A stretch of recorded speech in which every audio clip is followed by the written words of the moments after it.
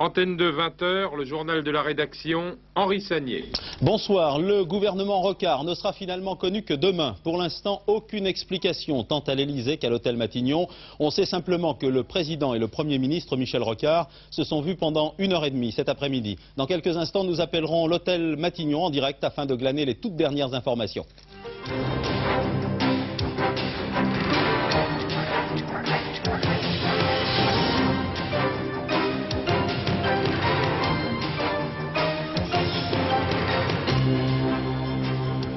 Certains des ravisseurs de la grotte d'Ouvéa ont-ils été abattus alors qu'ils se rendaient? Le récit accablant des rares témoins reste formellement démenti par les autorités militaires. 3 ans d'enfer dans les geôles du djihad islamique, très fatigué. Jean-Paul Kaufmann raconte « Dieu, la Bible et les livres m'ont aidé à tenir le coup ». Le Grand Bleu, le mystérieux nouveau film de Luc Besson, ce soir en ouverture du 41e Festival de Cannes. Sélection rigoureuse, Cannes 88 se veut le festival des créateurs. L'annonce de la composition du nouveau gouvernement est donc différée. L'information nous a été confirmée il y a quelques minutes à l'Elysée. Pour l'instant, le palais présidentiel ne fournit aucune explication sur les raisons du retard. Est-ce que l'on est plus bavard à l'hôtel Matignon? Rachid Arabe, vous êtes avec nous en direct sur l'antenne. Rachid Arabe, est-ce que nous avons l'hôtel Matignon en direct? Oui, Rachid, je vous vois.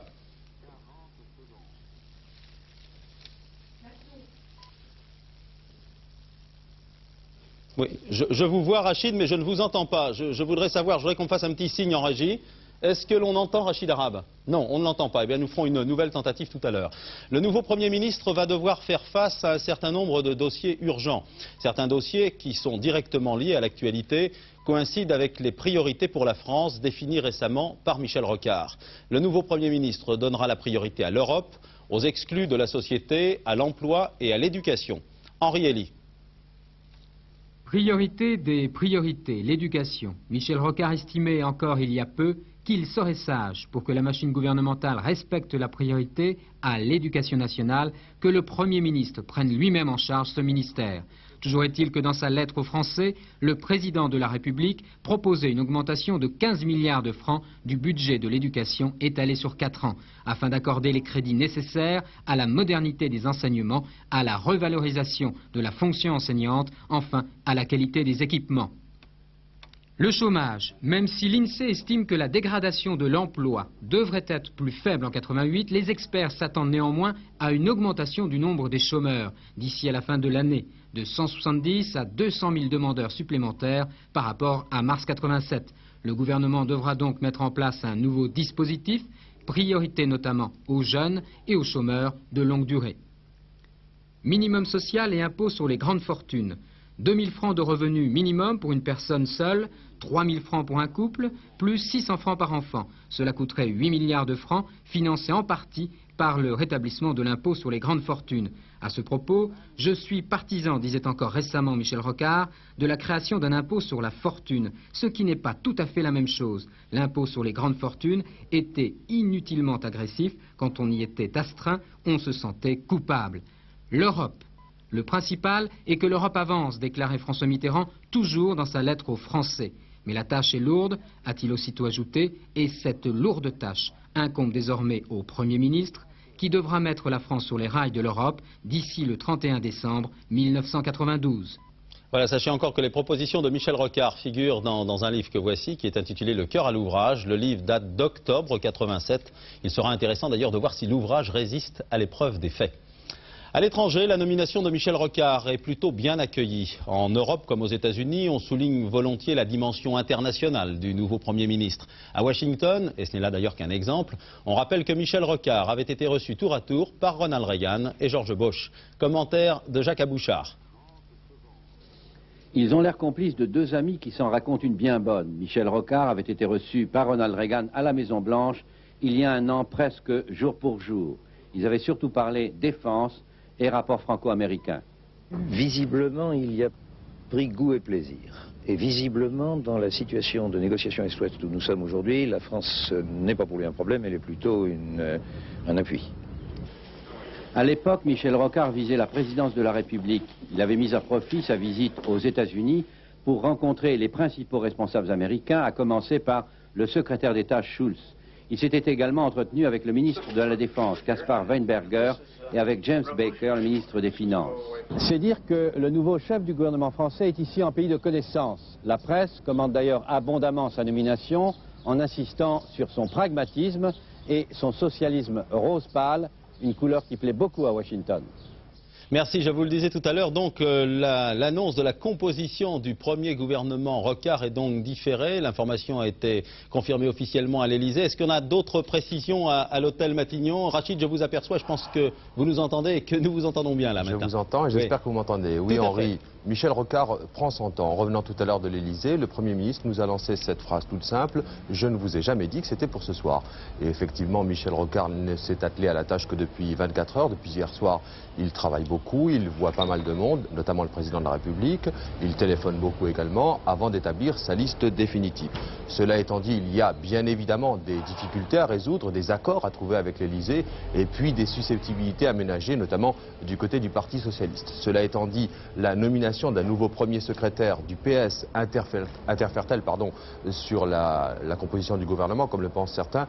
Pas du tout, vient de me dire à l'instant un conseiller, un très proche de Michel Rocard, un proche de Michel Rocard qui m'a simplement dit que la composition d'un gouvernement prenait toujours un certain temps. Alors Michel Rocard est toujours ici à l'hôtel Matignon, il va travailler une partie de la soirée et il se prépare à une nouvelle journée aussi chargée que celle d'aujourd'hui, une journée que nous avons vécue entre l'Elysée et Matignon avec Jean-Michel Mercurol. Dans un instant. Matignon ce matin. Dès 8h30, Michel Rocard a pris possession de son bureau de Premier ministre, celui-là même occupé hier encore par Jacques Chirac. Seul collaborateur officiel pour le moment, Jean-Paul Huchon, son directeur de cabinet. Occupation principale, la formation du gouvernement. Rien de bien visible, mis à part la venue de Pierre Bérégovoy, puis celle de Michel Delbarre, deux personnages très certainement appelés à de hautes fonctions. L'Elysée, 16h30. Michel Rocard vient rencontrer le président de la République pour lui soumettre ses projets. Une liste de noms longuement examinée par les deux hommes. L'entretien durera 1h22. À sa sortie, le Premier ministre est raccompagné par Jacques Attali, le plus proche conseiller de François Mitterrand. Michel Rocard ne fait aucune déclaration, mais sa façon ravie de poser devant la sollicitation des photographes indique qu'il n'est pas inquiet sur la formation de son gouvernement, même s'il sait déjà qu'elle est remise à demain. À l'Elysée, l'instant d'après, François Mitterrand fait immortaliser dans son bureau l'annonce officielle par Robert Badinter, président du Conseil constitutionnel, de sa réélection à la présidence de la République. Voilà, rien de plus pour ce soir. En Nouvelle-Calédonie, le drame d'Ouvéa, toujours malheureusement à la une de l'actualité. Nos envoyés spéciaux ont pu constater sur le terrain que la polémique sur les circonstances de la mort de 3 des preneurs d'otages tués à Ouvéa est loin d'être éteinte. Les défenseurs du FLNKS ont annoncé qu'ils allaient déposer une plainte à Nouméa. À Paris, vous le savez, hier soir, la Ligue des droits de l'homme veut constituer une commission d'enquête. Elle l'a annoncé. Restent les témoignages enregistrés à Ouvéa hier. Certains sont accablants pour les militaires. Reportage Dominique Thiers et Dominique Merlin pour les images. Retour à la vie presque normale dans la tribu de Gossana. Passé le choc des 19 victimes mélanésiennes, les langues se sont déliées, les souvenirs ravivés et les accusations prennent forme. Il faut faire répéter, préciser, traduire, puisqu'ici peu de témoins visuels de l'attaque parlent français. Il y a d'abord ces jeunes, les porteurs de thé. Lorsqu'ils sont partis, comme tous les matins, à la grotte, amener du pain et des boissons pour les ravisseurs et les otages, ils ne savaient pas que l'assaut aurait lieu. Ils étaient donc dans la grotte le 5 mai au matin, lors de l'intervention des militaires. Ce vieil homme, lui, était près d'Alphonse Dianou, le chef du commando, et il affirme que Dianou voulait se rendre. Quand ils ont demandé de... Chef du commando avait demandé de cesser, puis ils ont dit que oui, si tu veux monter, ben, il faut laisser les armes. Puis alors il a dit, moi je suis d'accord. Plus troublant encore, le témoignage concernant Vinceslas Lavelois, le lieutenant de Dianou. Lui aussi serait sorti sans armes de la grotte et aujourd'hui il fait partie des victimes. Il avait interpellé Lavelois. Puis ils sont descendus avec Lavelois dans les trous. Et c'est là qu'ils ont entendu le coup de fusil. Et ensuite, l'autre, il est revenu, il a dit que ça y est, c'est terminé pour la Bellois. Ils l'ont tué et puis il n'y a rien dans les mains, sans armes.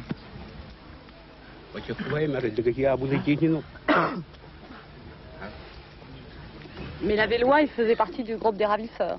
Voilà, ouais. C'est le sous-chef. Puis quand la Bellois était tuée, ben, il y a l'autre qui est venu puis il a dit encore un autre. Au suivant. C'est le suivant.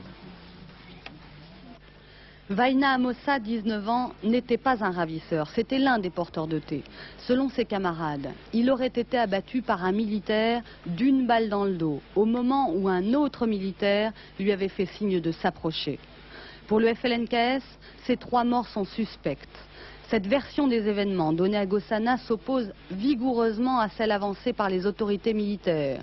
Pour le commandant du GIGN, Philippe Le Gorju, les ravisseurs se sont battus jusqu'au bout, arme à la main.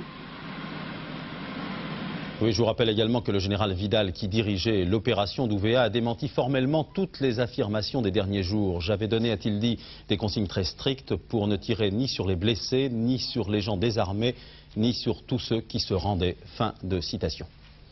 À Paris, Jean-Paul Kaufmann raconte ses 3 ans de détention au Liban. C'était ce matin au cours d'une conférence de presse. L'ex-otage français, qui était visiblement très fatigué, a tout d'abord adressé un grand merci à tous ceux qui l'ont sorti, a-t-il dit, de l'enfer de la détention.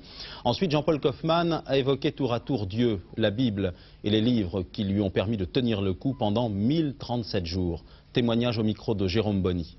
C'est vrai que c'est un peu piètre alors aussi de redécouvrir Dieu dans des circonstances, on est dans le malheur, on prie et puis on se tourne vers Dieu, il fallait sans doute que ce soit fait dans des circonstances piètres peut-être et dans ce malheur. Oui, Dieu et la Bible m'ont beaucoup aidé. C'est très curieux d'ailleurs parce que dans les livres, j'ai eu à certains moments pas mal de livres et puis il les perdait tout le temps dans nos 18 déménagements. On ne les retrouvait plus, il les égarait, etc. Mais la Bible, elle suivait tout le temps. Dieu comme soutien moral, mais aussi ses compagnons de détention, Marcel Carton et Marcel Fontaine, et la littérature, avec des livres précieux parce que rares, comme le 2e tome de Guerre et Paix, qu'il a lu 22 fois. Vous voyez par exemple ce texte-là, moi ça m'a toujours... quand le prince André parle de la mort, il va mourir le prince André, il se dit est-ce vraiment la mort, se dit le prince André en considérant d'un regard neuf, envieux, l'herbe. C'est pendant la bataille de Borodino, l'herbe, l'armoise et le filet de fumée qui s'élevait de la balle noire tourbillonnante. Et le prince André dit je ne veux pas mourir, j'aime la vie, j'aime cette herbe. Cette terre et l'herbe, ça me faisait pleurer. Profondément éprouvé par la lente agonie sous ses yeux de son ami Michel Seurat, Kaufmann, libre, n'est pas près de retrouver la sérénité. Il ne dort que 2 heures par nuit, encore hanté par ces 3 ans vécus dans la peur quotidienne de l'exécution. Quand il y avait des alertes, là, quelquefois, ils entendaient des bruits, et puis ils étaient sur le qui-vive. Et alors, ils ouvraient les portes, et on ne voyait rien, mais il y avait certainement la grenade qu'ils étaient prêts à lancer s'il y avait des tentatives de délivrance de l'extérieur. Évidemment, là, on pense, on dit, peut-être dans quelques minutes, je vais mourir, etc. C'est quand même ça vous donne des palpitations. Oui, la force d'un témoignage. Demain à Toulouse, ouverture du congrès de la PEP, qui est la Fédération des parents d'élèves de l'enseignement public. Congrès au cœur de l'actualité, dans la mesure où l'éducation sera, vous le savez, l'un des dossiers prioritaires du nouveau gouvernement Rocard. Sur place, il sera essentiellement question du plan d'urgence de lutte contre l'échec scolaire. Comment éviter par exemple les redoublements? Comment adapter la pédagogie aux enfants? Un collège de la Creuse a peut-être trouvé la solution. Reportage Lorraine Cusin et Bernie Mériot. Jérôme et Mehdi avaient de réelles difficultés scolaires dès le début de l'année, comme les 2 tiers des élèves de 6e de ce collège rural. Les professeurs, en accord avec les parents, ont décidé de leur faire effectuer la 6e et la 5e en 3 ans. Pendant 1 an et demi, ils étudient le programme de 6e, puis celui de 5e. Une solution préférable au redoublement. Ceux qui redoublent, ils font exactement la même chose que la première année, tandis que nous, on continue le programme. Et puis, quand il y a un prof Quand quelque chose qu'on ne comprend pas, le prof, il nous réexplique mieux. J'avais de mauvaises notes, je travaillais mal, je coulais. Alors il y a un mois, on m'a mis en cycle lent, et puis depuis que je suis en cycle lent, je travaille mieux. Je suis bien en cycle lent. Qu'est-ce que ça représente? Le professeur est plus proche des enfants, à l'écoute des plus lents. Les élèves ne sont que 16 à 18 par classe. Une grande partie du temps scolaire est consacrée à l'organisation du travail personnel et à la préparation des devoirs du soir. Un système adapté à des enfants peu aidés chez eux pour la plupart. L'enfant qui est aidé en classe prend conscience que l'école est quand même quelque chose qui lui est accessible.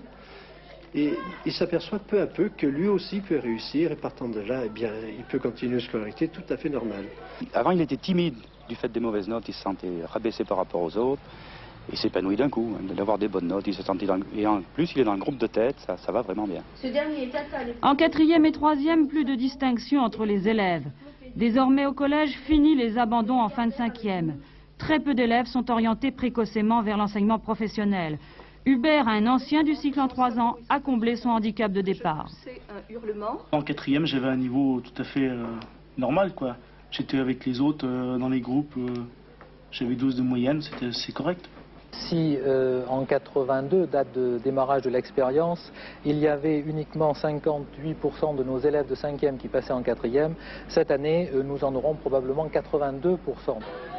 Le collège de Chambon-sur-Voueize, un établissement décidé à s'adapter aux enfants. Un collège qui donne une deuxième chance aux élèves en difficulté. Les télégrammes d'actualité commentés par Isabelle Stess. Ensuite, nous évoquerons les démêlés de Ronald Reagan avec l'ex-secrétaire général de la Maison-Blanche. Fin de la grève au chantier naval de Gdansk. Les 1000 ouvriers ont quitté l'établissement qu'ils occupaient depuis 10 jours sans avoir obtenu gain de cause. À leur tête, Lech Walesa, acclamé par la foule. Les ouvriers ont réaffirmé qu'ils continueront la lutte pour le rétablissement du syndicat interdit Solidarité.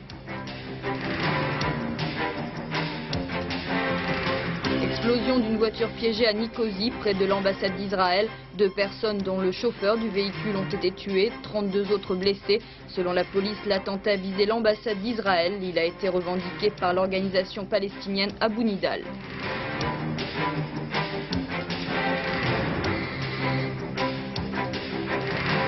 Début des entretiens Schulz-Shevardnadze à Genève, dernière tentative avant le sommet de Moscou pour résoudre le problème de la vérification du traité sur le désarmement. Une question qui a conduit le Sénat américain à ajourner hier la procédure de ratification. Revers électoral pour le gouvernement danois. Les législatives anticipées ont été marquées par une nette poussée de l'extrême droite. Enjeu du scrutin, la fidélité du Danemark à l'OTAN. Le chef du gouvernement de centre droit a présenté sa démission. Mini-séisme politique à Washington. L'ex-secrétaire général de la Maison-Blanche, M. Donald Reagan, fait sensation en affirmant dans un livre que Mme Reagan, la femme, l'épouse du président des États-Unis, influence son mari par l'intermédiaire des astrologues. Une astrologue de San Francisco aurait par exemple dicté l'organisation du sommet de Genève et interdit à Ronald Reagan de prendre la parole au début du scandale de l'Irangate. Démenti catégorique, vous vous en doutez, de la Maison-Blanche. Dans l'entourage du président, on précise que Ronald Reagan lit tous les matins son horoscope, comme tout Américain moyen, mais qu'il n'est pas spécialement sensible aux voix qui tombent du ciel. Paul Nahon, notre envoyé spécial à New York, a parcouru le livre qui alimente la chronique. On la croyait timide et effacée, c'est en fait elle qui dirige la Maison-Blanche. Nancy Reagan, la première dame des États-Unis, est calculatrice. Elle décide de tout après avoir consulté son astrologue à San Francisco. C'est la bonne conjonction des planètes, de Vénus et de Jupiter en particulier, qui a déterminé en novembre dernier l'heure, à la minute près, de la signature de l'accord entre Ronald Reagan et Mikhail Gorbatchev. Le président des États-Unis ne se déplace plus à l'étranger ou à l'intérieur du pays sans le feu vert de sa femme. L'hélicoptère de la Maison-Blanche ne décolle plus sans l'accord de l'astrologue. Il y a des bons et des mauvais jours. On a même conseillé à Ronald Reagan de tenir ses conférences de presse les jours de pleine lune. Nancy Reagan, c'est encore elle qui a exigé la démission de la plupart des conseillers de son mari. Donald Reagan en particulier, l'auteur de ces révélations, qui lui voue depuis une haine tenace. Ronald Reagan s'est défendu d'avoir eu recours à l'astrologie pour diriger la politique américaine. Je ne l'ai jamais fait, a-t-il affirmé. Mais l'oracle de San Francisco a avoué avoir quand même donné quelques conseils techniques au couple présidentiel. Je leur ai notamment indiqué quand annoncer la deuxième candidature de Ronald Reagan en 1984.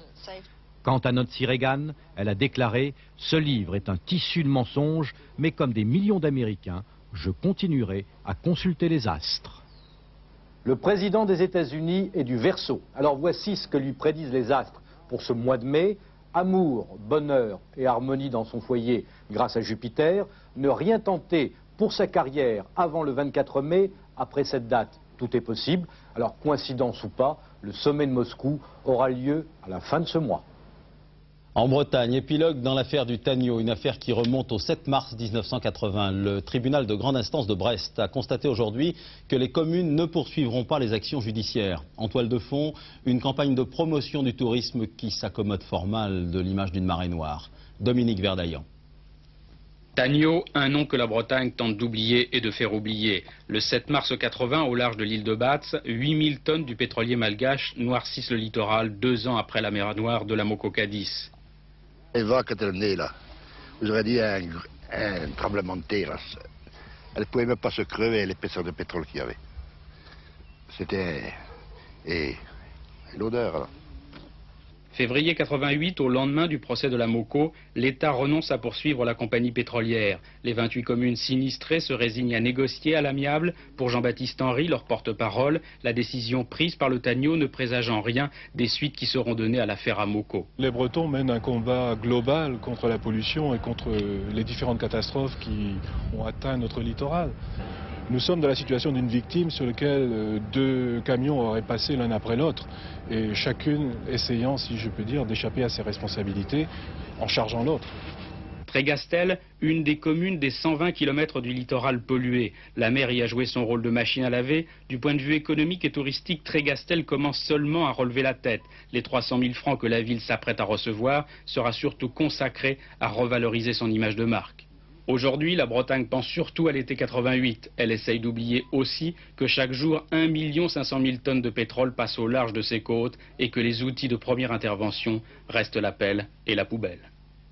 À Cannes, sur la Côte d'Azur, cette fois, ouverture du festival, 41e du nom. Après les fastes de l'an dernier, souvenez-vous, on s'attend cette année à un festival beaucoup plus classique, s'orientant vers la découverte, voire la consécration des nouveaux talents. La cérémonie d'ouverture a été marquée par une image symbole. Jean-Claude Darigo. Je déclare le 41e Festival international du film de Cannes ouvert. La jeune Sandrine Bonner a parlé, le coup d'envoi est donné. La musique, les smokings, les robes du soir, les personnalités du monde du cinéma, mais aussi de la politique et de la culture, le 41e Festival de Cannes, qui en 12 jours va programmer plusieurs centaines de films, se trouve cette année sous le signe de la nouvelle vague cinématographique. Deux tendances vont dominer, les premiers films de jeunes metteurs en scène et les longs métrages réalisés par des comédiens. Ainsi par exemple, Clint Eastwood a mis récemment en scène Bird, un film où il ne joue pas, film dans lequel il retrace la biographie du jazzman Charlie Parker. Le film d'ouverture ce soir, Le Grand Bleu de Luc Besson. 12 mois de tournage, 75 millions de francs, l'une des productions les plus coûteuses de 1988. Moins de stars que d'habitude, mais les vedettes du grand écran, surtout européennes, seront présentes à Cannes. On attend Sophie Marceau, mais également Robert Redford et évidemment Clint Eastwood, qui fera figure d'habitué. Oui, je vous rappelle que le jury est présidé cette année par Ettore Scola, l'italien. Pour l'anecdote, sachez que le tout festival a roulé vers la Croisette en TGV à plus de 260 km/h. Grand frisson sur les rails avec notre confrère Georges Bégou. Un train de fête pour des personnalités bien parisiennes. Les stars internationales seront rares cette année. À bord, l'inévitable Eddie Barclay et sa future Caroline. Bernard Allaire plein d'appétit. Régine. Chancel au travail. Pierre Clémenti, Robert Hossein et sa femme Candice Patou, Antonio Fargas, Huggy, les bons tuyaux de Starkey et Hutch. Ambiance guitare d'un côté, ambiance piano jazz de l'autre. Agnès Varda donne des interviews. Madame Dupuis, maire de Cannes, fait un discours, chacun son rôle. Guy Béard fait joujou. La belle Marisa Bergenson est songeuse, elle n'est pas la seule à fantasmer sur les fastes du festival et la Palme d'Or. Déjà la mer, et c'est à la mer qu'est dédié le film d'ouverture du 41e festival Le Grand Bleu de Luc Besson. La mer me tenait à cœur et j'avais un besoin d'en parler, ça c'est sûr. Et quand j'ai décidé un peu plus tard de faire du cinéma, j'ai un peu lié les deux choses. L'histoire d'un plongeur qui rêvait d'être un dauphin, une bande dessinée de grande envergure par un maître de l'image.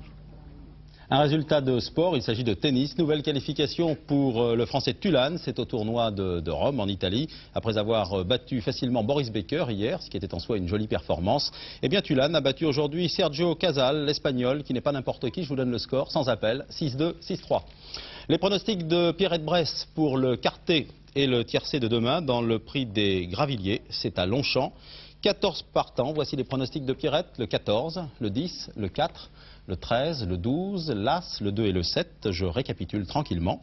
Le 14, le 10, le 4, le 13, le 12, l'As, le 2 et le 7. Dans quelques instants, pluie, nuages et éclaircies, signé Sophie Davant. Dernier journal, 23h15 avec Hervé Claude. Demain, 6h45, n'oubliez surtout pas Télématin.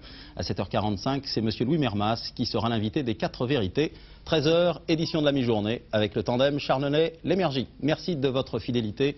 À demain 20h, bonsoir.